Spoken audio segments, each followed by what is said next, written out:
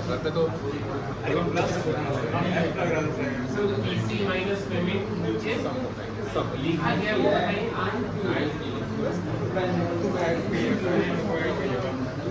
चलो देखो यहाँ पे हो गया, ये लिख लिए। आपको पता है कि कंपनी जब शेयर इशू करती है तो इशू करने का पर्पस होता है कंपनी को फंड अरेंज करना। क्या करना? और फंड अरेंज करने का दो सोर्स होता है, पहला इंटरनल सोर्स होता है, दूसरा एक्सटर्नल सोर्स होता है। जब कंपनी को रिस्क में नहीं जाना है, एक फिक्स कॉस्ट नहीं क्रिएट करना है, तो कंपनी क्या करती है? शेयर्स इशू करती है, यानी इंटरनल सोर्स को पकड़ती है। आप सब बातें कर रहे हैं, बातें नहीं करिए काइंडली। अब जैसे मान लो कि ए लिमिटेड है, अब ए लिमिटेड को फंड अरेंज करना है और कैश इक्विवेलेंट चाहिए, तो ए लिमिटेड क्या करता है? मार्केट में शेयर इशू करेगा फॉर कैश। आपने इशू ऑफ शेयर जब देखा था तो इशू ऑफ शेयर में दो प्रकार से देखा था कि इशू ऑफ शेयर कैसे हो सकता है? फॉर कैश हो सकता है और दूसरा है for consideration other than cash. ये कंसिडरेशन अदर देन कैश का मतलब क्या है? इसका मतलब है कि कंपनी समटाइम ऐसा भी करती है कि किसी दूसरे के बिजनेस को बाई कर लेती है, चाहे वो सोल ट्रेडिंग बिजनेस हो, पार्टनरशिप बिजनेस हो, या किसी दूसरी कंपनी का शेयर एक्वायर कर लेना। किसी दूसरे कंपनी का शेयर को एक्वायर या दूसरे कंपनी को एक्वायर कर लेना। तो जब कंपनी किसी दूसरे के बिजनेस को एक्वायर कर रही है, तो बिजनेस को एक्वायर करने का मतलब कि बिजनेस का एसेट्स एंड लायबिलिटी दोनों आने वाला है। और जो बिजनेस का एसेट्स एंड लायबिलिटी जब आने वाला है तो उसका एक एग्रीमेंट होता है। क्या होता है? एग्रीमेंट। सपोज करो कि ए लिमिटेड जो है वो एक रिसाब बातें नहीं करोगे, ध्यान रखना। ए लिमिटेड जो है वो एक्स लिमिटेड में इन्वेस्टमेंट करना चाहता है। अब एक्स लिमिटेड का मान लो बिजनेस है। क्या है? बिजनेस है। बिजनेस में क्या होता है? दो चीज होगा इसका, एक होगा एसेट्स और दूसरा क्या होगा आपका? लायबिलिटीज। अब एसेट्स और लायबिलिटी जो है वो कहाँ दिखता है? बैलेंस शीट में दिखता है। कहाँ दिखता है? बैलेंस शीट में दिखता है। और बैलेंस शीट में जो भी वैल्यू दिख रहा है उसको बोलते हैं बुक वैल्यू। क्या बोलते हैं? Book value. मान लो लैंड है 10 लाख का, वो बुक वैल्यू हो गया। मशीनरी है 5 लाख का, बुक वैल्यू है। जो भी एसेट्स या लायबिलिटी बैलेंस शीट में दिख रहे हैं वो बुक वैल्यू कहलाएगा। अब चूंकि ए लिमिटेड जो है एक्स लिमिटेड के बिजनेस को बाई कर रहा है, तो बाई करते समय हम एसेट्स और लायबिलिटी को किस वैल्यू पे ले रहे हैं इसकी भी एग्रीमेंट होनी है ना। जैसे मान लो कि यहाँ पर लैंड है और यहाँ पर वैल्यू कितना है? 10 लाख।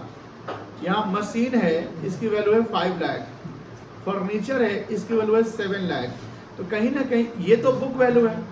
अब ए लिमिटेड कितना में ले रहा है वो हो सकता है इधर बुक वैल्यू पे ले या कोई अपना एक एग्रीड वैल्यू करा ले। तो एग्रीड वैल्यू का मतलब है कि आप किस वैल्यू पे बिजनेस को या उसके एसेट्स एंड लायबिलिटी को आप ले रहे हैं। अब सपोज करिए कि ये जो है एसेट लायबिलिटी को ए लिमिटेड जो है अपने एक एग्रीड वैल्यू, मान लो लैंड को लिया 12 लाख पे, मशीन को लिया 9 लाख पे, फर्नीचर को लिया 5 लाख पे। और सपोज करिए कि यहाँ पर क्रेडिटर है इसका 6 लाख का, और क्रेडिटर को लिया आपका 5 लाख में।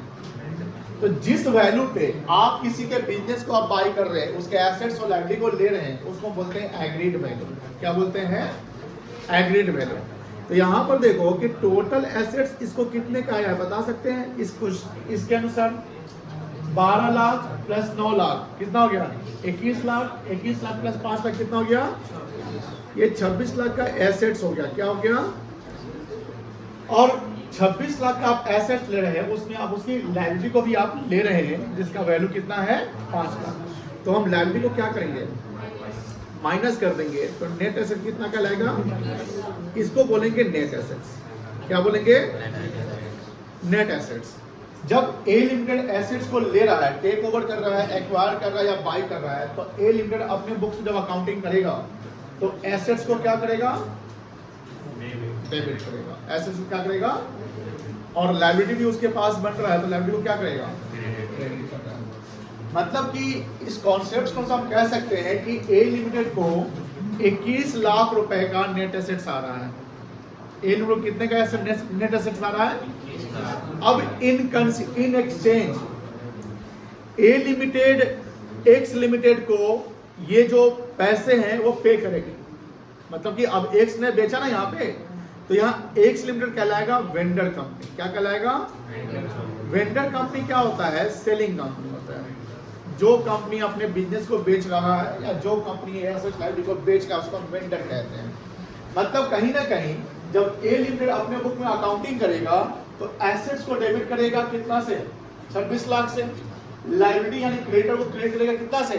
5 लाख से।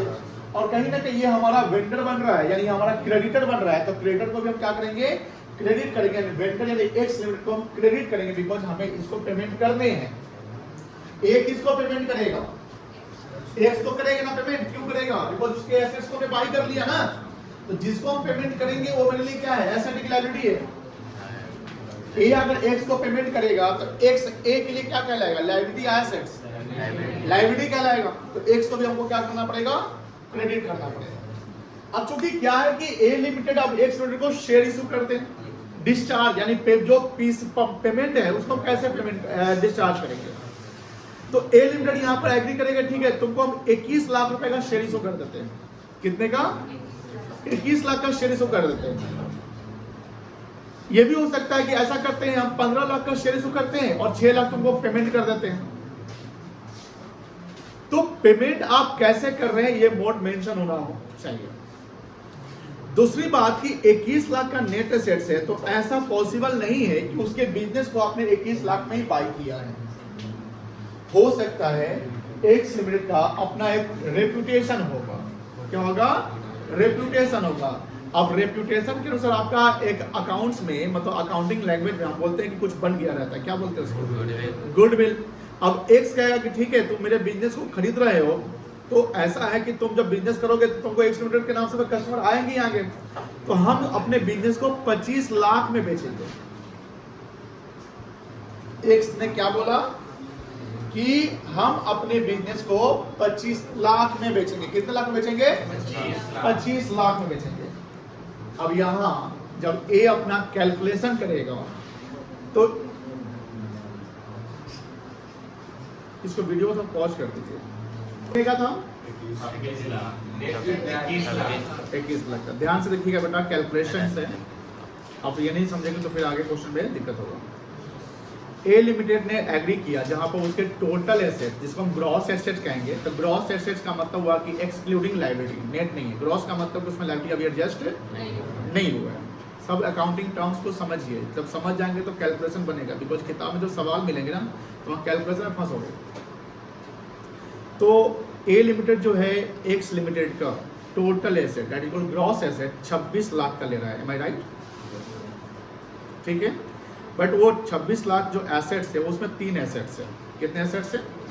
तो जब हम अकाउंटिंग करेंगे तो हम total assets sundry assets account debit नहीं लिखेंगे, उस एसेट्स का नाम लिखेंगे। नाम मतलब जिसे आपने बोला कि वीज का मतलब क्या होता है? VIZ था ना, तो वीज का मतलब होता है नेमली। जैसे सन्ड्री एसेट हमने कॉन्सेप्ट लिखा सन्ड्री एसेट्स अकाउंट डेबिट, तो सन्ड्री एसेट्स में क्या क्या आ गया? Land account debit, machinery account debit, furniture account debit. कोई दिक्कत नहीं है। तो ये तीनों हम क्या करेंगे? डेबिट करेंगे। किसके बुक में करेंगे? किसके बुक में करेंगे? ए लिमिटेड। हमें उस कंपनी के बुक में करना है जो शेयर इशू कर रही है। यहाँ शेयर इशू करने वाली कंपनी कौन होगी? ए। ये तो वेंडर सेलिंग कंपनी है ना। और ए ने एक्स का 5 लाख का क्रेडिटर का भी पेमेंट करेगा। यानी ए जो है फ्यूचर में क्रेडिटर का पेमेंट करेगा ना एक्स वाला। ये अपना लायबिलिटी इसको ट्रांसफर कर दिया तो इसकी लायबिलिटी बन गई 5 लाख का क्रेडिटर। अब हम कह सकते हैं कि total assets minus liability equals to क्या बनेगा? नेट एसेट्स कितना का है? मतलब कहीं ना कहीं आपको इकोनॉमिक बेनिफिट्स के रूप में एसेट्स के रूप में 21 लाख रुपया नेट आया है। कितना आया है? लेकिन एक्स क्या बोलता है कि हमारा अपना रेप्यूटेशन, आप हमारे बिजनेस को खरीद रहे हो तो आप हमारे नाम को भी खरीद रहे हो। इन फ्यूचर जब उसके प्रॉफिट या उसके कस्टमर या उसके टर्नओवर कुछ भी होंगे तो सब आपके होंगे। तो इसका मुझे क्या करना है, थोड़ा सा गुडविल का पैसा दे दो। पार्टनरशिप पढ़े तो याद है ना। तो यहां एक्स बोलता है कि हम अपने बिजनेस का वैल्यूएशन कर रहे हैं, हम अपने सीए से अपने बिजनेस का वैल्यूएशन करवाया तो 25 लाख इसका वैल्यू बन रहा है, आप मुझे 25 दे दो। तो एक्स लिमिटेड जो वेंडर कंपनी है वो अपने बिजनेस का वैल्यू 25 लाख यानी वो अपना सेल वैल्यू कितना रख रहा है, 25 लाख रख रहा है। ए बोलता है ओके, वो एग्री हो जा रहा है कि ठीक है हम तुमको 25 लाख दे देंगे। ए लिमिटेड के लिए परचेज वैल्यू कहलाएगा। अगर आपके लिए सेल है तो मेरे एक एक्स के लिए अगर सेल है तो एक के लिए क्या कहलाएगा, परचेज वैल्यू। ध्यान रखिएगा, बिजनेस का जो परचेज वैल्यू है, एसेट्स का परचेज, बिजनेस टोटल बिजनेस का परचेज वैल्यू कितना बन रहा है, 25 लाख। ये ए लिमिटेड के लिए कहलाएगा परचेज कंसिडरेशन। ऐसा नहीं है कि बराबर बराबर हो भी सकता है कि जितना का एसेट्स उतना का पेमेंट करेंगे, ज्यादा भी हो सकता है कम भी हो सकता है। तो यहां पर कंसिडरेशन का मतलब क्या है, कंसिडरेशन समझते होंगे, समथिंग इन रिटर्न, यानी इन रिटर्न जो आपको मिलता है वो कंसिडरेशन कहलाएगा। अगर ए ने 25 लाख रुपया पेमेंट करना है एक्स को, तो उसके कंसिडरेशन में ए को क्या मिला, एसेट्स मिला, लायबिलिटी मिला और उसका बिजनेस का नाम मिल गया। एक्स के लिए कंसिडरेशन 25 लाख पैसा हो गया, या तो आप 25 लाख का आपको शेयर मिल जाएगा, या पैसा मिल जाएगा, या पार्टली पैसा और पार्टली शेयर मिल जाएगा। या मुझे बताओ कि purchase consideration for a limited कितना है, 25 लाख है, और आपका नेट एसेट्स कितना है। आपको as a business capital loss या कैपिटल प्रॉफिट क्या हो रहा है बता सकते हैं, ध्यान से देखिएगा। आप 25 लाख पेमेंट करेंगे बट आपको नेट एसेट राइट ऑफ कितने का मिल रहा है, ये आपके लिए लॉस है कि प्रॉफिट है, एक लिए बताइए। हम एक के लिए क्या है, लॉस है। वेरी गुड, ये लॉस है, this is called the capital loss. Capital उसका होता है कि आप कैपिटल बिजनेस को खरीद रहे हैं, उस समय आप पेमेंट ज्यादा कर रहे हैं कम कर रहे हैं, तो वहां फायदा नुकसान को कैपिटल प्रॉफिट या कैपिटल लॉस कहेंगे। This is the capital loss. यहाँ 4 लाख का कैपिटल लॉस है जो कि ए जो है गुडविल के लिए दे रहा है, इसके लिए दे रहा है। तो यहां पर when one company purchase the business of another company और अनदर फर्म और अनदर ऑर्गेनाइजेशन और another individual and the net assets is lower than the purchase consideration, then the extra payment made by the purchasing company is called capital loss, is called goodwill. क्या कहेंगे उसको हम, goodwill. Who is the purchasing company? A limited. तो A ने ज्यादा payment करना है ना, A ज्यादा पेमेंट कर रहा है तो क्या कहलाएगा, goodwill कहलाएगा। When your PC greater than net asset is called what? Goodwill कहलाएगा, कोई दिक्कत नहीं है।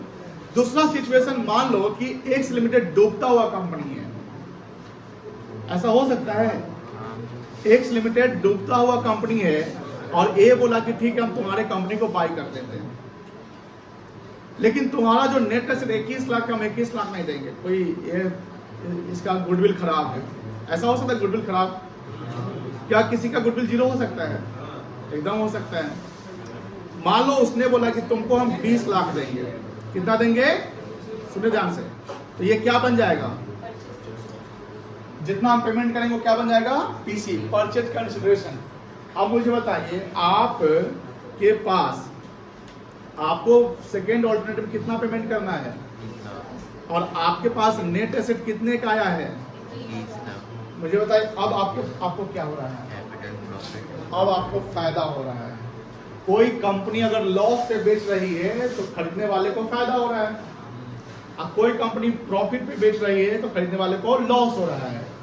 फर्स्ट केस में क्या था कि इस कंपनी का नेट एसेट था 21 लाख, उसने 21 को बेचा 25 में, तो इसको फायदा हो गया ना, और इसको अगर फायदा तो दूसरे को क्या हो जाएगा, प्रॉफिट लॉस। तो यही ना कि अगर हमारा फायदा तो आपका नुकसान, आपका फायदा तो मेरा नुकसान, यही ना। सेकेंड केस में इस कंपनी का नेट एसेट 21 लाख है, लेकिन वो बेचारे का कंपनी लॉस में है, इसने कम में बेच दिया, 20 में बेच दिया, तो यहाँ पर इसको लॉस हो रहा है। किसको, एक्स को लॉस हो रहा है, किसको फायदा हो रहा है, ए को फायदा हो रहा है। कितने का फायदा हो रहा है, 1 लाख का। ये कैपिटल प्रॉफिट कहलाएगा, क्या कहलाएगा। और इस प्रॉफिट को हम ट्रांसफर कहाँ करेंगे, कैपिटल रिजर्व में करेंगे। कहाँ करेंगे बेटा? अब मुझे बताओ, कैपिटल रिजर्व है अकाउंटिंग टर्म में, अगर आप डेबिट क्रेडिट के कॉन्सेप्ट पे है तो कैपिटल रिजर्व को क्या करना चाहिए? क्रेडिट के डेबिट? फायदा है, क्या करेंगे? क्रेडिट कर दीजिए। फायदा तो क्या करेंगे? और गुडविल हमारे लिए एसेट बन रहा है। परचेज, अच्छा ये गुडविल क्या कहलाएगा? ए के लिए परचेज गुडविल की सेल्फ जनरेटेड गुडविल। क्या इस गुडविल को ए लिमिटेड बैलेंस शीट में दिखाएगा? यस सर दिखाएगा। अच्छा किस हेड में दिखाएगा? एसेट साइड के किस मेन हेड में बनेगा? ये नॉन करेंट एसेट है, करेंट एसेट कहलाएगा? वेरी गुड, ये कहलाएगा non current asset. Non current assets में एक एसेट बनता है फिक्स्ड एसेट। क्या बनेगा? फिक्स्ड एसेट्स का एक हेड बनेगा इनटेंजिबल एसेट। समझ में आ रही है? नॉन करेंट एसेट यानी देखो, कंपनी का जो बैलेंस शीट होता है उसका शेड्यूल नंबर क्या है बताइए? 3 है। सेक्शन क्या है? 120। सबको पता है, तुमको पता है। सेक्शन क्या है? 129 है कि नहीं? और कंपनी का बैलेंस शीट किस पार्ट में बनता है? पार्ट 1। देखिए सब ध्यान रखिए, और ये ध्यान कैसे रहेगा जब आप प्रैक्टिस करेंगे। अभी क्या हो रहा है कि 2-3 दिन से आप न्यूमेरिकल को प्रैक्टिस खूब किए जा रहे हैं तो आपका इजी हो गया बनाना सवाल, लेकिन कॉन्सेप्ट को तो प्रैक्टिस करना है, क्योंकि सवाल तो फिर हम कॉन्सेप्ट भी आ जाएगा। तो कंपनी का समझिए ध्यान से,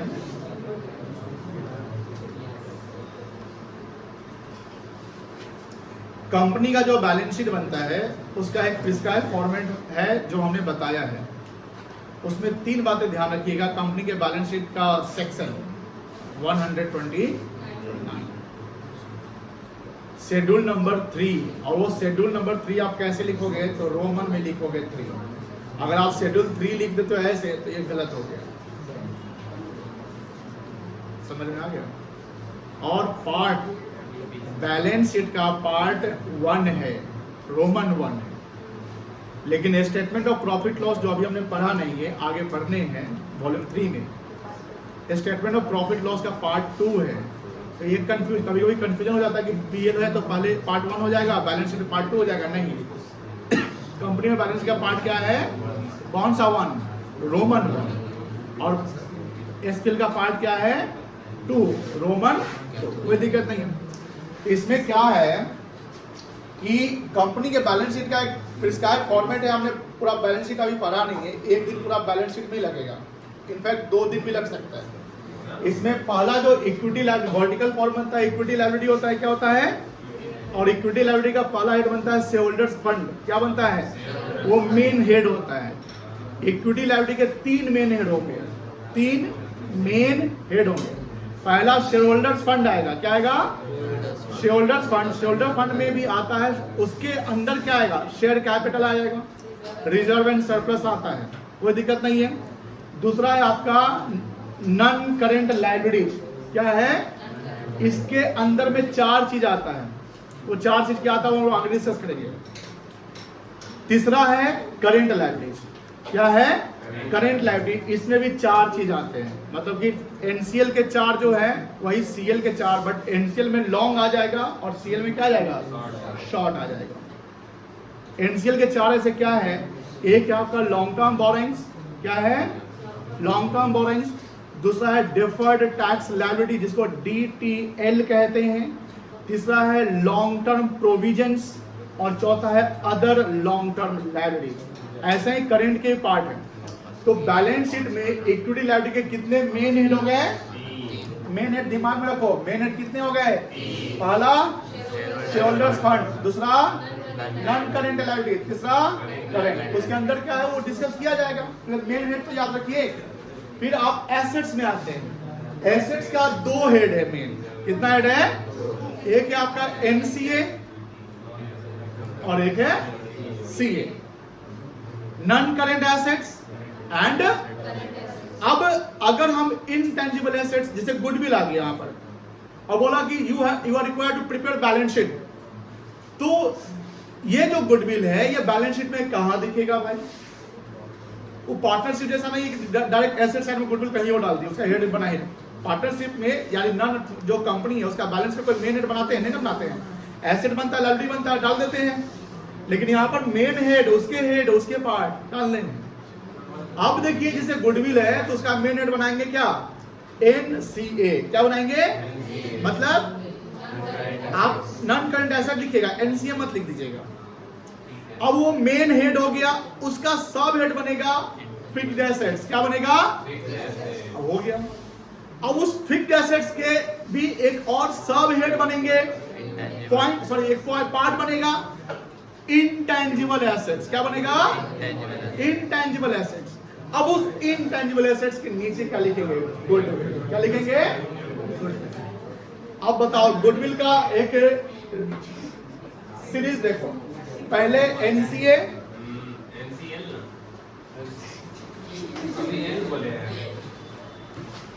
क्या बनेगा, गुडविल एसेट्स होता है ना, तो NCA पहला क्या होगा, NCA, फिर FA, IA, गुडविल। बोलो, पहले non current asset, fixed asset, intangible asset, आइए। हाँ, कोई दिक्कत नहीं है। अब सर इसका बताइए, मान लेते हैं प्लीज जाने, अगर सर कैपिटल रिजर्व आ गया तो क्या करेंगे, कैपिटल रिजर्व एंड सरप्लस का पार्ट है। किसका पार्ट है, तो जिस प्रकार हम सिक्योरिटी प्रीमियम शो करते हैं, सिक्योरिटी प्रीमियम का सब हेड क्या है, रिजर्व एंड सरप्लस, और सिक्योरिटी प्रीमियम का मेन हेड क्या है, शेयर होल्डर्स फंड है। तो share holder fund main head हो गया, उसके एक पार्ट शेयर कैपिटल, इसमें इक्विटी और प्रेफरेंस दिख जाता है, और उसका सेकंड पार्ट क्या बनता है, रिजर्व एंड, तो रिजर्व एंड सरप्लस में सिक्योरिटी प्रीमियम रिजर्व दिखाते हैं, उसी वैसा ही जैसे सिक्योरिटी प्रीमियम दिखाते हैं वैसे ही क्या दिखाएंगे, कैपिटल रिजर्व। कोई इशू नहीं है, यहाँ तक समझ गए, कोई दिक्कत नहीं है। सर एंट्री करवा दीजिए, तो एंट्री माइंड में देखिए, पहला एंट्री आपने ए लिमिटेड ने एक से क्या खरीदा, एसेट खरीदा, लायबिलिटी लिया, और उसको कुछ पेमेंट करना है, तो पहला एंट्री होगा लैंड अकाउंट डेबिट। बोलो हाँ, और मशीनरी अकाउंट डेबिट, फर्नीचर, ये डेबिट हो गया। टू क्रेडिटर अकाउंट, बोलो हाँ ना। अब सुनो ध्यान से, हम मान लो पहला टर्म में मान लो 25 लाख रुपया का पीसी खरीदिए, तो अब एक 25 लाख का डिस्चार्ज करेंगे ना, तो टू वेंडर अकाउंट करेंगे कितना से, एंड टू एक्स लिमिटेड कर देंगे 25 लाख से। अब चूंकि 25 लाख यहाँ पर कर रहे हैं, तो आपको 4 लाख का गुडविल आ रहा है, बोलो हाँ है ना, तो एक बैलेंसिंग फिगर बनेगा गुडविल अकाउंट डेबिट। क्या बनेगा, गुडविल अकाउंट डेबिट। जैसे देखो 25 लाख यहाँ क्रेडिट हो रहा है एक्स लिमिटेड, बोलो हाँ है ना, और 5 लाख का क्रेडिटर क्रेडिट हो रहा है, तो टोटल क्रेडिट कितना हुआ, 30 लाख। 25 5 30 लाख हो गया, बोलो हाँ है ना, तो डेबिट में तो 25 लाख होना चाहिए, यही तो जनरल डबल एंट्री है। अब 30 लाख डेबिट में क्या होगा, 12 लाख लैंड, 9 लाख मशीन, 5 लाख 26 हो गया, 4 लाख गुडविल डेबिट। कोई दिक्कत नहीं, कोई दिक्कत नहीं है। अब दूसरा कि मान लो 26-25 लाख का जो हम पीसी बनाए है, वो पूरा 25 लाख का शेयर इशू कर देते हैं, न कोई प्रीमियम पे नहीं करते हैं, पार पे करते हैं, तो वहां पर एंट्री हो जाएगा वेंडर अकाउंट डेबिट, क्योंकि डेबिट तो रिसीवर हो जाएगा, तो एक्स लिमिटेड डेबिट हो जाएगा, और ए लिमिटेड शेयर कैपिटल बन जाएगा ना, to equity share capital account 25 lakh. कोई दिक्कत नहीं। लेकिन सर मान लेते 20 लाख लिया रहता तब गुडविल नहीं ना आता, तो वो चारों, वो लैंड मशीनरी फर्नीचर डेबिट हो जाता, 2 क्रेडिटर करते, 2 वेंडर करते, और 1 लाख आपका फायदा हो रहा है, तो 2 कैपिटल रिजर्व हो जाता। क्या होता है बेटा, 2 कैपिटल। शेयर जो इशू हम करेंगे वो पीसी का करेंगे, किसका करेंगे, पीसी का करेंगे, यानी इस बार शेयर 20 लाख का इशू किया जाएगा। समटाइम ऐसा भी होता है कि किसी कंपनी ने 25 लाख का 10 लाख का मान लो लैंड कर दिया, 10 लाख का शेयर इशू कर दिया। ऐसा हो सकता है कि 10 लाख का हम एसेट लिए, 10 लाख का शेयर दे दिए, तो यहाँ पर ना गुडविल आएगा ना ही कैपिटल रिजर्व आएगा। गुडविल या कैपिटल रिजर्व कब आएगा, when your PC and net assets are not equal. When your PC and net assets are equal, there will be no goodwill and no capital reserve. But when your PC greater than net assets, when your PC greater than net assets, the result will be called what? Goodwill. When your PC greater than net assets, the result will be called goodwill. And when your PC lesser than net assets, यानी यहाँ पर net से ज्यादा है तो आपको फायदा हो रहा है, क्या कहलाएगा? Capital reserve. कोई दिक्कत? यहाँ तक क्लियर है? और यही सब लिखा हुआ है आंसर है। Issue of share for consideration other than cash, बातें नहीं करिएगा। Company can issue share for consideration other than cash where company gets assets and liability, जैसे ए ने अभी एसेट्स लायबिलिटी लिया ऑफ वेंडर कंपनी, यहाँ वेंडर कंपनी कौन था? X limited, and in response company discharge, discharge का मतलब repay कर देना, ठीक है ना, जो आपका सामान लिया उसका पेमेंट कैसे करेंगे? Discharge the purchase consideration bye issue of shares और बाय मेकिंग पेमेंट्स। मान लो 25 लाख के उसमें 5 लाख हम कैश दे दिए, payment cash in the sense bank payment कर दिए, तो कितने का शेयर इशू करेंगे? 20 लाख। एंट्री देखो, पहला एंट्री समझ में आ रहा है? देखो सन्ड्री एसेट्स अकाउंट डेबिट करेंगे, ब्रैकेट में देखो कौन सा वैल्यू लिखा हुआ है? Agreed value. समझ में आ गया कि बुक वैल्यू और एग्रीड वैल्यू दोनों अलग है, अलग होता है, कोई दिक्कत नहीं है। गुडविल बैलेंस शीट फिगर आ जाएगा, कब आ जाएगा? पीसी ग्रेटर देन, तो PC minus credit asset goodwill आ जाएगा। To liability to vendor, vendor ये 25 लाख 20 लाख बोला, और टू कैपिटल, और ये दोनों सेम साथ में आएगा? नहीं आ सकता है, तो ये भी इधर ये आ सकता है, ये कब आएगा? जब नेट एसेट माइनस, कोई दिक्कत नहीं। ये हो गया being asset have been taken over. अब यहाँ पीसी को, पीसी मतलब परचेज, जैसे एनए मतलब नेट एसेट, जानते ना? एग्रीड वैल्यू जानते हैं, at the price on which asset have been are taken over, यानी जिसपे हमने एसेट सर्टिफिकेट लिया है। गुडविल क्या है? पीसी माइनस नेट एसेट, और ये गुडविल क्या कहलाएगा? Purchase goodwill will be shown in the balance sheet of company under the head of non current assets under seven of intangible. कोई दिक्कत नहीं है। कैपिटल जो कैसे निकलेगा? Net asset minus PC. ये कैपिटल कंपनी के लिए क्या है? Capital profit. It will be shown in the company balance sheet under the main head of shareholders fund and sub head of reserve and surplus. When PC discharge, यानी जो आपने किसी का सामान खरीदा, बिजनेस खरीदा, तो उसको आप पेमेंट करोगे ना, डिस्चार्ज करोगे ना, तो वेंडर करना पड़ेगा डेबिट। वेंडर क्या करना पड़ेगा? अब देखो यहाँ 4 चीज क्रिएट हो रहा है, समझिए, थोड़ा ध्यान से समझिए।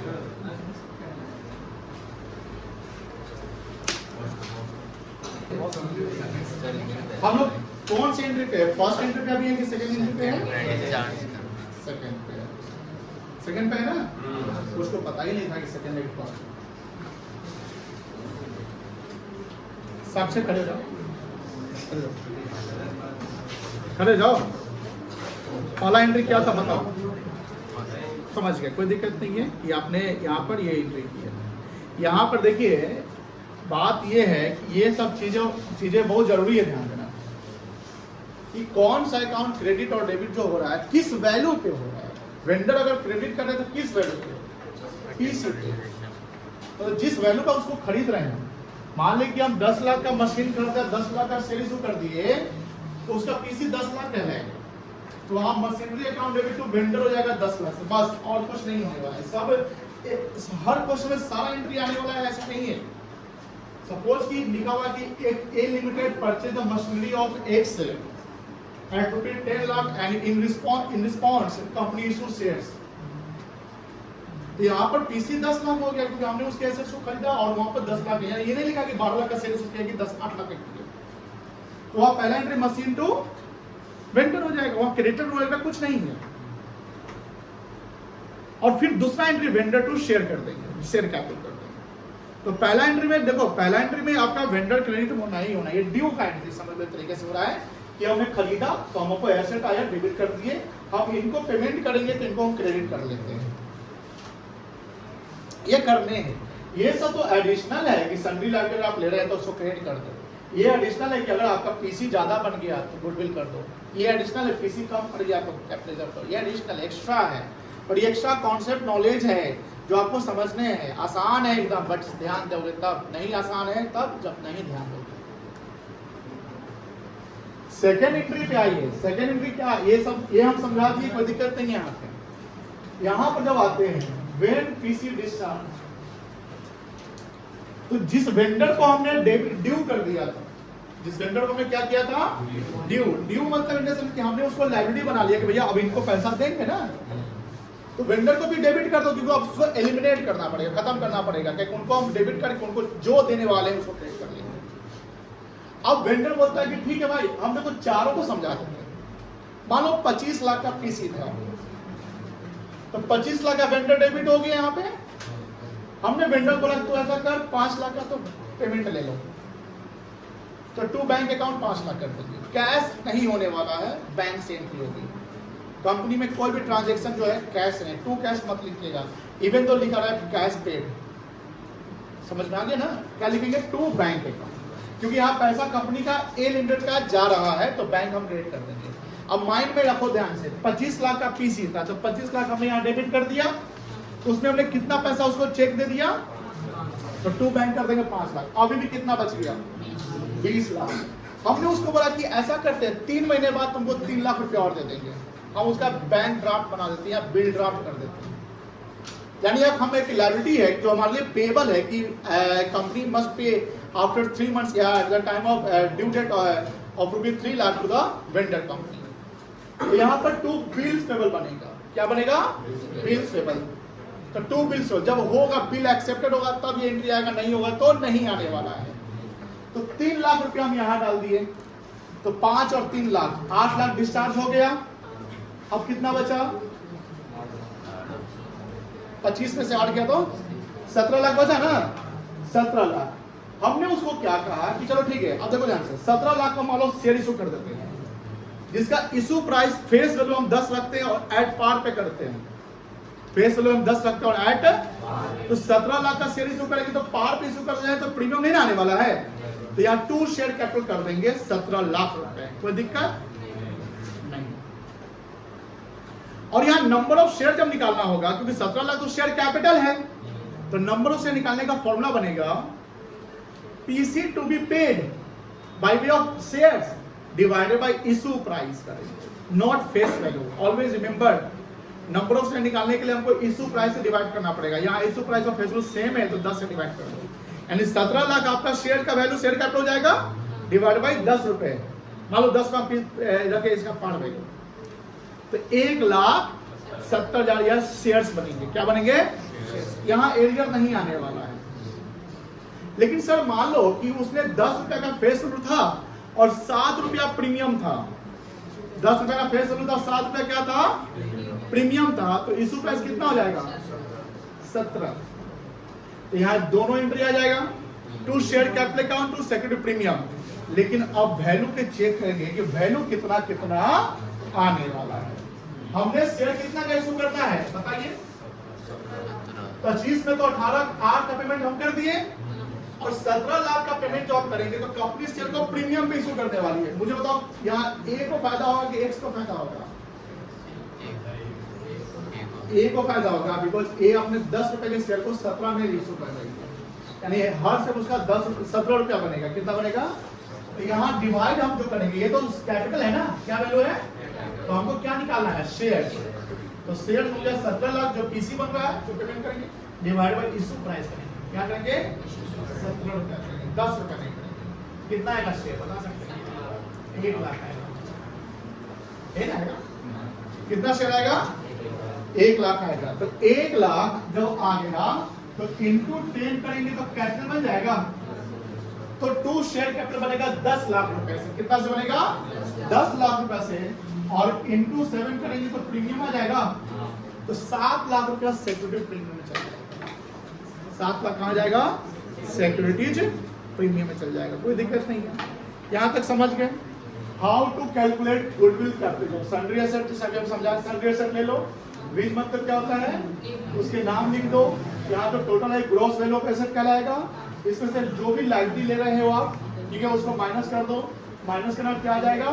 नेट एसेट कैसे आएगा? एसेट माइनस, ये सब हम लोग गुडविल में भी पढ़े हुए, याद रखिएगा, ऐसा नहीं कि हम नया पढ़ रहे हैं हम लोग। आप देखो ध्यान से, गुडविल कैसे निकलेगा? PC minus net assets, and CR कैसे निकलेगा? NA minus PC.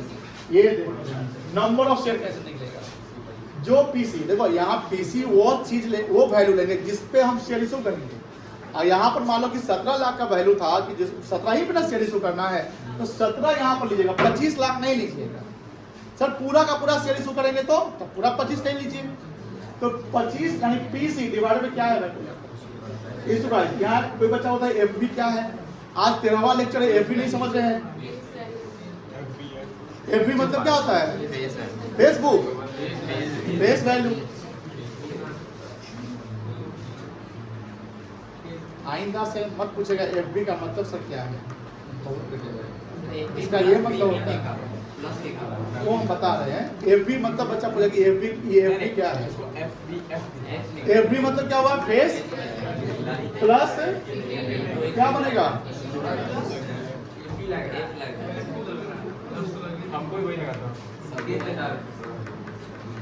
अच्छा एफ लग रहा है ना ये, और ये क्या लग रहा है? तो यहाँ पर ना हमारा थोड़ा सा ये यूज करना पड़ेगा। यहाँ क्या लिखा हुआ है? हमने कभी बताया था इशू प्राइस कैसे निकलता है? क्या बताया था? तो थोड़ा सेंस लगा लेते हैं आप। हो सकता है हमने गलती से एफ कर दिया है प्लस की जगह पे। सर प्लस होना चाहिए, आप बताते हैं हम करेक्ट करते हैं सर प्लस करिए। आप नहीं बताया, आप सब पूछ रहे थे क्या है क्या है।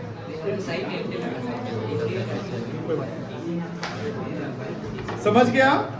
आईपी मतलब क्या होगा? फेस वैल्यू प्लस प्रीमियम निकलता है। If PC is not given, then net asset will be called। वही कोई दिक्कत, यहाँ तक लिख लिए ना, इसको लिखने की जरूरत तो नहीं है। समझ गए हैं? 8:30 को बजा दिए हैं। क्या एकदम कर दें? इससे एक क्वेश्चन प्रैक्टिस करा दें। क्वेश्चन प्रैक्टिस कराएं तो मजा आ जाएगा। क्या ताजा ताजा नहीं, आप इसलिए बोले क्योंकि आपको समझ में तो थोड़ा आधा नहीं आया होगा। पढ़ाई लिखाई सब 13-22 कर लिए। कहाँ पीयूष है? पीयूष कहाँ पीयूष है? नहीं, इसलिए हम खींच दिए हैं आज ऐसे उधर उधर। अच्छा, मैक्रो में जो measurement to correct excess demand deficit demand पढ़ लिए हैं कि नहीं पढ़ के आए हैं? मुझे भी नहीं करेगा तुम लोग। क्या एक सवाल करा के इसको स्टॉप करते हैं।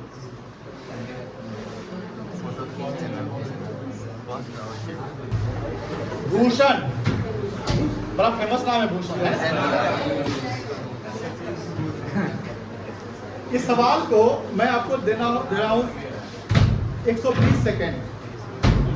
होप सो आप पढ़कर समझ सकते हैं।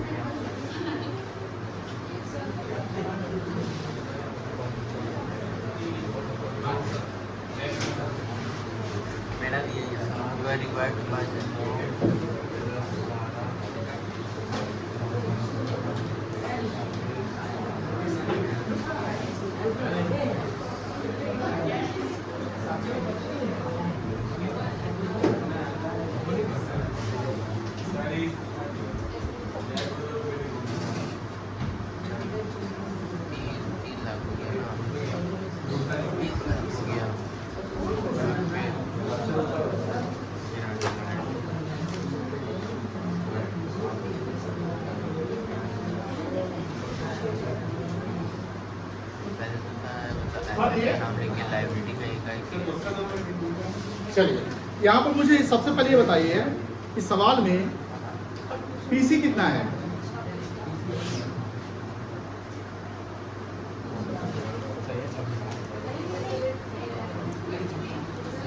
पीसी कितना है? बोला संतोष।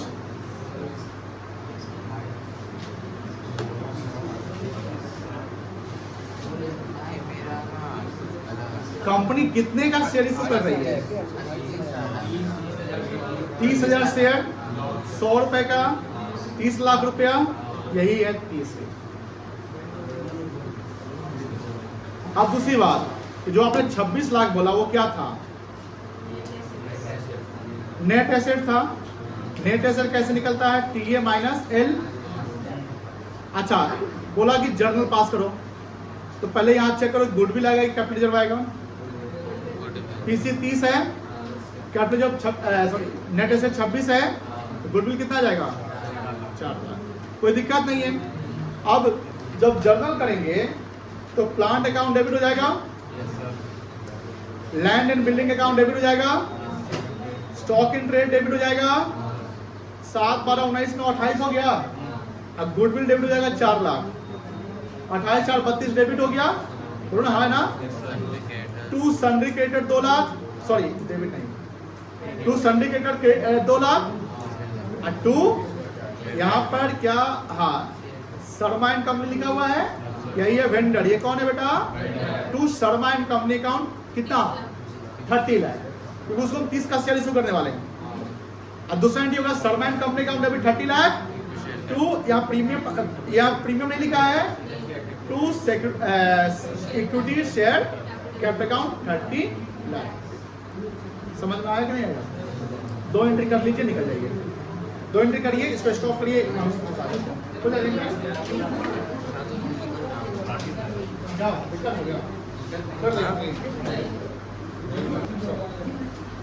यहाँ पर शायद सवाल कुछ बच्चे से नहीं बन रहा है। दूसरा एंटी पास है, 2 वन तो काटे दिए हैं। बस ऐसे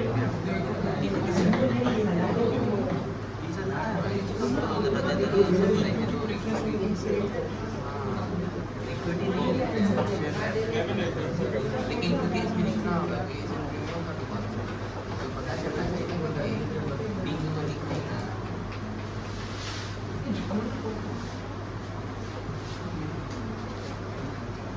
कितना था 30 लाख का। चलो सबसे पहले एक वर्किंग कर लो, computation of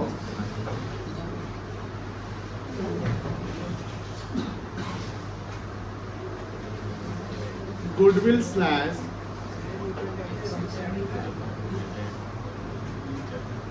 capital reserve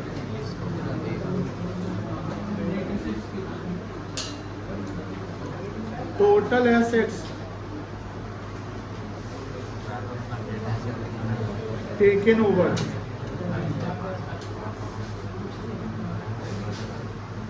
plant, कितने का है plant,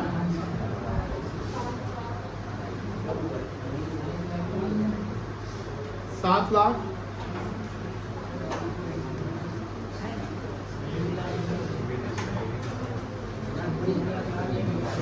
land and building 12 lakh,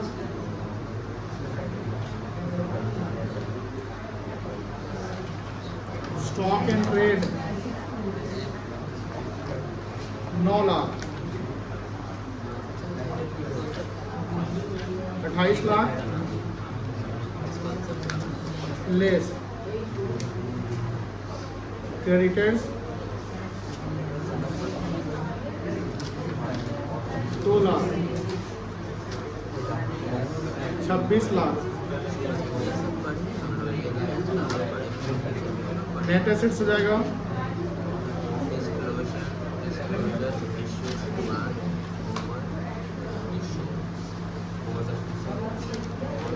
purchase consideration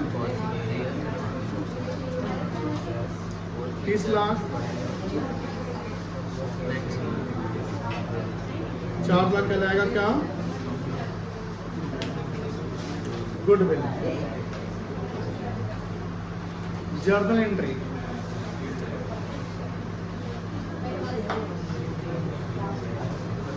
plant account debit 7 lakh, land and building account debit 12 lakhs,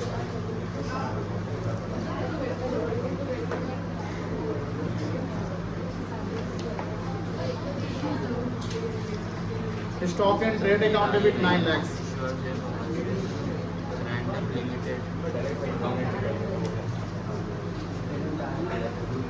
goodwill account debit 4 lakh, 2 credited account 2 lakh, 2